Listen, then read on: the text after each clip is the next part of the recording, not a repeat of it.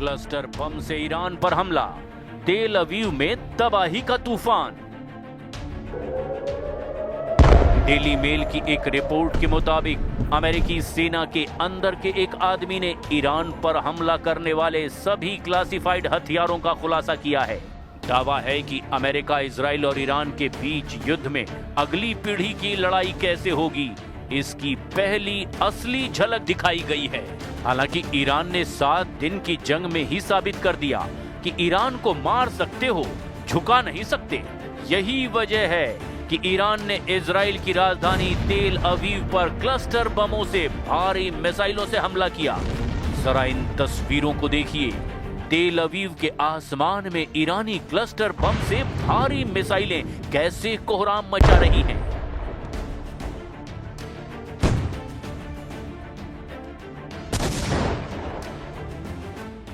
Israel के पास दुनिया का सबसे उन्नत मल्टी लेयर्ड एयर डिफेंस है, लेकिन क्लस्टर बमों ने इसके सामने कुछ गंभीर चुनौतियां पेश की है। इजरायली रक्षा बलों और इजरायली मीडिया ने पुष्टि की कि ईरान ने तेल अवीव और मध्य इजराइल को निशाना बनाकर ऐसी बैलिस्टिक मिसाइलें दागी जिनमें क्लस्टर वॉरहेड्स लगे थे। ये मिसाइलें जमीन से टकराने से पहले ही हवा में फट गईं और उनसे दर्जनों छोटे बम निकले जो लगभग 8 किलोमीटर के दायरे में फैल गए और फिर भारी तबाही मचाई। अब आप ये भी जान लीजिए कि इजराइल पर हमला करने के अलावा ईरान ने पश्चिम एशिया में कहां-कहां भीषण हमले किए हैं। 24 घंटे में ही ईरान ने अपने ऑपरेशन ट्रू प्रॉमिस 4 के तहत पश्चिम एशिया यानी मिडिल ईस्ट के कई देशों में और वहां स्थित अमेरिकी ठिकानों पर भीषण हमले किए।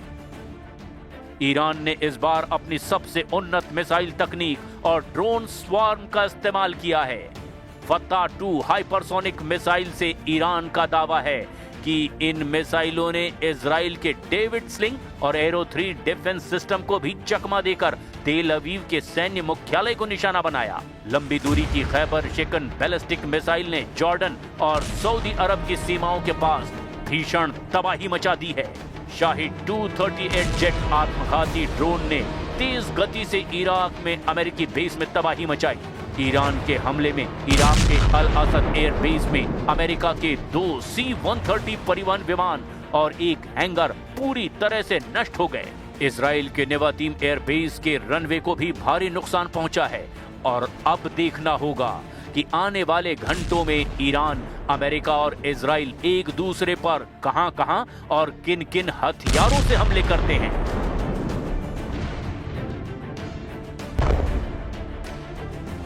शुक्रवार को इजरायली सेना ने हिजबुल्लाह के ठिकानों पर बड़ा हमला किया। हमलों से हुए भीषण धमाकों की वजह से लेबनान का आसमान धुएं से भर गया। इससे पहले इजराइल ने दक्षिणी बेरूत को खाली करने का आदेश जारी किया था। इजराइल ने हिजबुल्लाह के कमांड सेंटर्स और हथियारों के भंडारण ठिकानों को निशाना बनाने का दावा किया। इजराइल का लेबनान में हिजबुल्लाह के खिलाफ 2024 से लगातार अभियान जारी है, लेकिन मीडिया रिपोर्ट्स इस बार ये दावा कर रही हैं कि इस बार के इजरायली हमलों को पहले से कहीं ज्यादा घातक बताया गया, असरदार बताया गया। लेबनान के स्वास्थ्य मंत्रालय ने हवाई हमलों में दर्जनों मौतें और सैकड़ों लोगों के घायल होने की पुष्टि की है। अमेरिकी राष्ट्रपति ट्रंप पर तीखा हमला बोला। खतीब ज़ाहदेह ने कहा कि ट्रंप ईरान के नेतृत्व बदलाव की बात करते हैं, जबकि वे तो न्यूयॉर्क के मेयर तक नियुक्त नहीं कर सकते। टिप्पणी ट्रंप के उस दावे के बाद आई जिसमें उन्होंने कहा था कि अमेरिका को ईरान के अगले सुप्रीम लीडर के चयन में भूमिका मिलनी चाहिए। ईरानी मंत्री ने इसे औपनिवेशिक मानसिकता करार दिया और कहा कि अमेरिका खुद लोकतंत्र की बात करता है, लेकिन दूसरे देशों की सरकारें बदलने की कोशिश करता है। Oh my God. Asking for change in the leadership of Iran, and he says that I have to have voice on that, while he cannot appoint even the mayor of New York.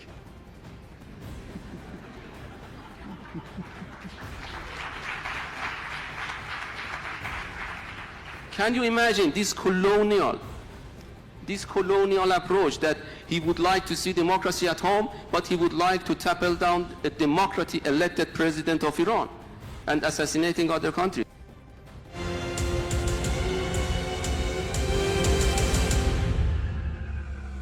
दावा यह कि यहीं से Khamenei अपनी तमाम रणनीति बनाते थे।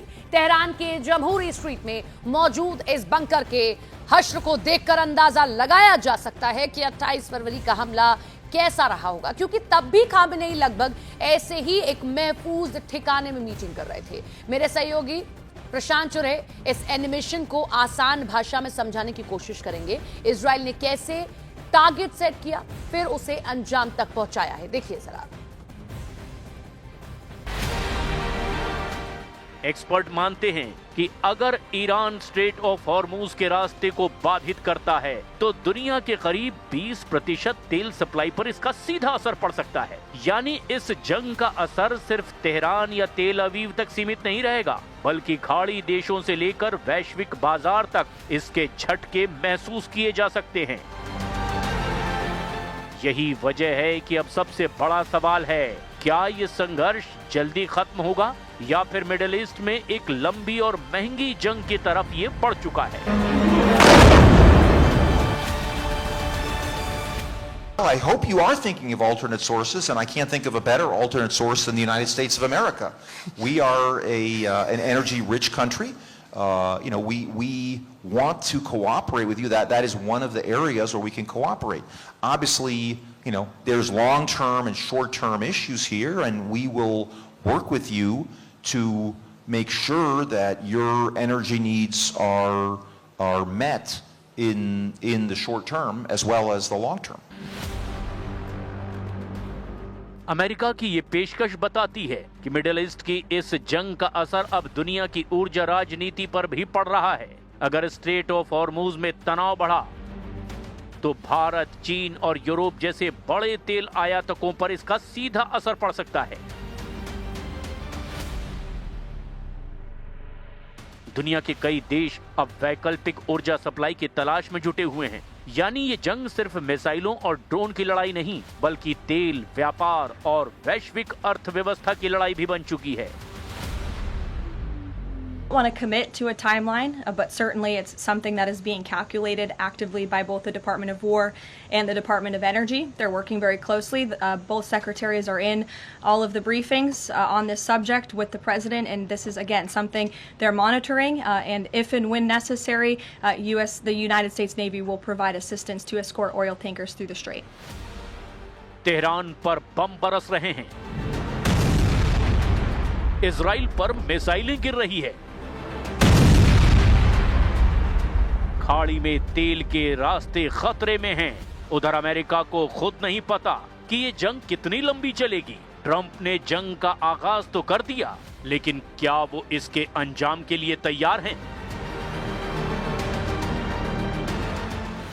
अभी तक की लड़ाई में जंग की दिशा तक साफ नहीं हुई है। ऐसे में सबसे बड़ा सवाल यही है, क्या ये जंग जल्दी खत्म होगी या फिर मिडिल ईस्ट एक ऐसे संघर्ष में फंस चुका है जिसके झटके पूरी दुनिया को महसूस करने पड़ेंगे।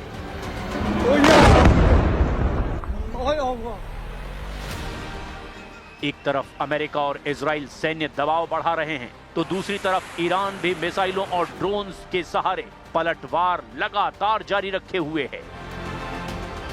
तेहरान के आसमान में धुआं है, तेल अवीव के ऊपर मिसाइलों का साया है और खाड़ी के समंदर में तेल के रास्ते दांव पर लगे हैं। अमेरिका ताकत दिखा रहा है, ईरान पलटवार कर रहा है, लेकिन इस टकराव की मंजिल अभी भी धुंध में छिपी हुई है। इतिहास गवाह है, मिडिल ईस्ट में शुरू हुई जंगें अक्सर जल्दी खत्म नहीं होती। अब सवाल सिर्फ इतना है, क्या ये आग अभी थमेगी या फिर मिडिल ईस्ट से उठी ये चिंगारी दुनिया के नक्शे को भी बदल सकती है?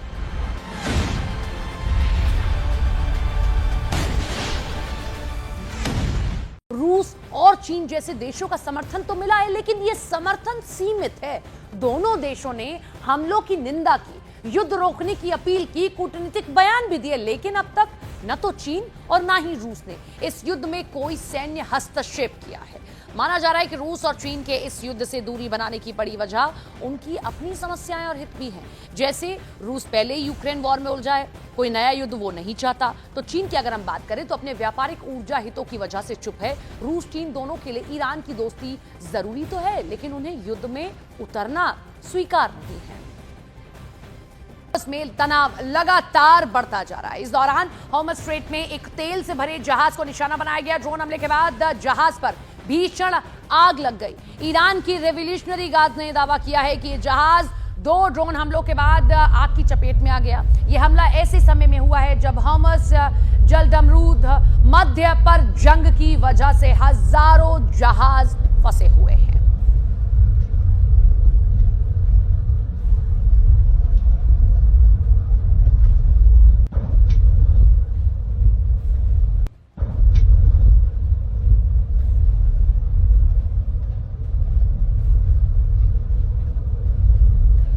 ये देखिए, ये जो स्ट्रेट ऑफ हॉर्मज है, इसकी वजह से जो तेल के टैंकर्स हैं वो किस तरीके से यहाँ पर उनकी आवाजाही बाधित है। और ईरान के लिए अगर हम कहें कि सबसे बड़ा अगर वर्ल्ड के सामने चुनौती देने वाली कोई चीज़ है तो वो ये स्ट्रेट ऑफ हॉर्मज ही है। वो ये बंद करता है, इससे जहाज़ों को एक लंबा रास्ता तय करके आना पड़ता है और लगातार अमेरिका इसी को टारगेट कर रहा है। जहाज़ पर ड्रोन हमला हुआ है, हॉर्मज स्ट्रेट में कई जहाज़ फंसे हुए हैं और कैसे हमला किया जा रहा है ये उसकी तस्वीर आप देखिए कि एक के बाद एक अगर कोई भी शिप वहां से गुजरती है। और ईरान पहले भी कह चुका है कि यहां से अगर कोई शिप गुजरेगी तो फिर हम क्या करेंगे, हम आपको दिखा सकते हैं।